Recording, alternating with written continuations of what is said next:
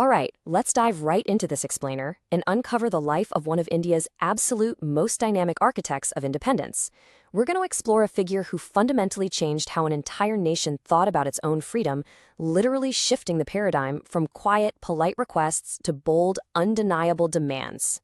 So, who do you think holds the title of the father of revolutionary thoughts in India? I mean, think about the kind of person who could command a title that powerful. Because it wasn't just about organizing a few protests, it was about completely rewiring the political and social mindset of millions of people. Well, the answer is Bipin Chandra Pal. Living from 1858 to 1932, this man completely transformed the struggle for freedom. He wasn't just a participant in the Indian independence movement. He was an intellectual powerhouse, a brilliant journalist, a fierce social reformer, and just an extraordinary orator who engineered a radical shift in how India fought for its future. He had this core belief that nationalism is the awakening of a people's soul. It wasn't just about changing some laws on a piece of paper. It was about waking up the very spirit of a nation. Freedom, to him, was a natural right. He argued that before you could ever throw off colonial rule, you had to build up the national character. You had to awaken the people to their own inherent worth and power. But he didn't do all this alone. He was actually part of a legendary trio who joined forces to shift the political discourse away from gradual reform and toward radical independence. We're talking about Lal-Bal-Pal Rai, representing Punjab in the north, Bal Gangadhar Tilak from Maharashtra in the west, and of course Bipin Chandra Pal from Bengal in the east. Together, this triumvirate just energized the movement across the vast geography of British India, uniting incredibly diverse regions under one singular assertive call for self-rule. Part 1. The Making of a Radical. Born into a wealthy Bengali family in the Sylhet district back in November 1858, he grew up guided by his father, who was a Persian scholar, and instilled in him some very strong moral principles. But his academic path, it was highly unconventional. He attended Presidency College and later even spent a year studying comparative theology at Oxford. However, despite not actually finishing his university degrees, Pal leveraged immense self-study to master history, philosophy, and politics. He truly forged his own intellect. And here's the thing, Pal was just as revolutionary in his private life as he was in politics. In a highly orthodox era, following the tragic death of his first wife, he made the incredibly bold choice to marry a widow and join the Brahmo Samaj. So he didn't just preach social reform from a podium, he lived it out daily, completely ignoring the strict orthodox boundaries of his time. Part 2. The Ideology of Complete Freedom. So what exactly were the philosophical weapons Pal used to rally the masses? At the center was the concept of Swaraj, which meant complete self-rule and political freedom. He had absolutely zero interest in begging the British colonial government for small, gradual constitutional reforms. For Pal, Swaraj wasn't some compromise. It was an absolute, unyielding demand for the people of India to govern themselves fully and entirely. But he also knew that political power required a really solid economic foundation, and that is exactly where Swadeshi came in. As long as India relied on British goods, true political independence was just a pipe dream. Swadeshi was the practical, everyday action that every single Indian could take to cripple the colonial economy and empower their own by totally boycotting foreign products and exclusively using Indian-made goods. Part 3. Leading the Swadeshi movement.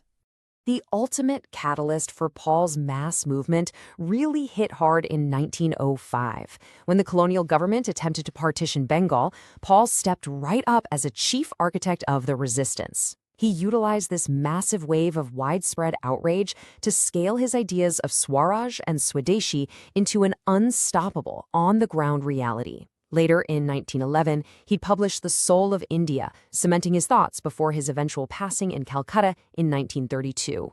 His strategy to cripple colonial economic power was incredibly direct. Step 1. Buy Indian-made goods. Step 2. Totally boycott foreign products. Stop buying from the colonizer altogether. Instead, pour all your resources and support into local indigenous industries to promote true economic independence. By doing this, the nation wouldn't just hurt the British wallet, it would build its own internal economic strength and national self-confidence.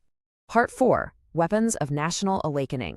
Pal wasn't just an organizer, he was an incredibly influential journalist. Through major publications like New India, Bande Mataram, Bengal Public Opinion, and the Tribune, he spread ideas of self-respect and awakened political consciousness. He made sure the philosophy of assertive nationalism reached every corner of the educated public, even writing articles warning of future geopolitical threats from places like China.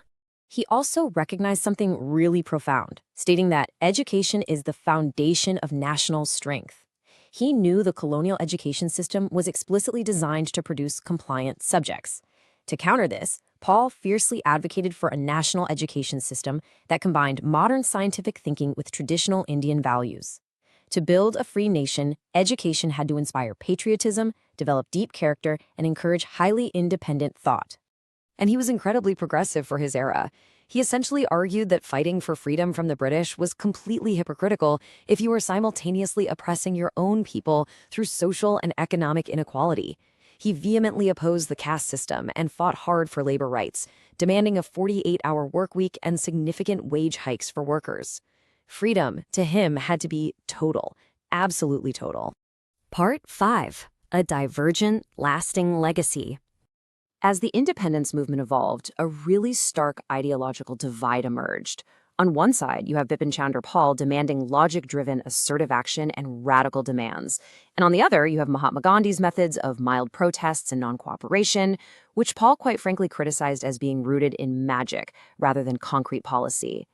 Because of this massive divide, Paul found himself drifting away from the direction Gandhi was taking the Congress. Because of this absolute, steadfast refusal to compromise his beliefs, Paul spent the last 6 years of his life totally secluded, having parted ways with the Congress entirely. He chose intellectual and moral integrity over political convenience. Think about that for a second. He stepped away from the very movement he helped build into a massive force simply because he refused to endorse a methodology he didn't logically believe in. There's a good reason he was called one of the mightiest prophets of nationalism. His belief that self-reliance is the first step toward true independence leaves behind this profound lesson for future generations. True strength, whether for a nation fighting an empire or just an individual navigating everyday life, is built on discipline, courage, and absolute self-reliance. So I want to leave you with a final thought from our explainer today, a challenge to apply to your own life. How can taking ownership of your own economic self-reliance, your own Swadeshi, build your personal strength and empower you right now? Thank you so much for exploring the radical mind of Bipin Chandra Pal with me. Keep questioning, keep learning, and I'll see you in the next explainer.